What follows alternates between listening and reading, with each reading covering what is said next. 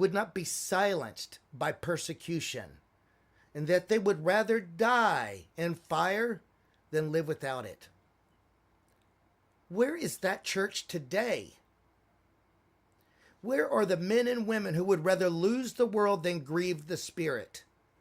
The Pentecost fire was not a one-time spark. It was a divine pattern.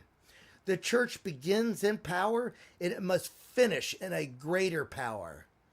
Have we become content with powerless Christianity? Have we replaced the fire with fog machines, the groan of travail with the noise of performance? The Holy Spirit was not sent to make us feel better. He was sent to make us holy, bold, unstoppable, and surrendered.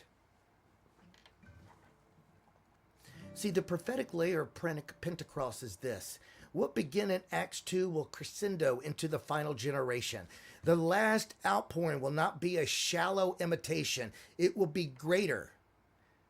But it will not fall on those who are casual, those who are waiting on an escape, those that have 1 foot in the world and 1 foot in faith. It will fall on the crucified. Are you ready to be undone by his fire? Are you willing to lay down everything, to be clothed with the power from the high? The outpouring is not for the curious. It is for the consumed.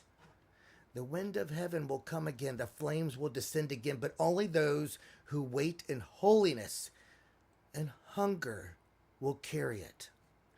The first century church turned the world upside down because they were not interested in building careers or platforms. They were baptized in the fear of the Lord and driven by the urgency of eternity. Are you guys?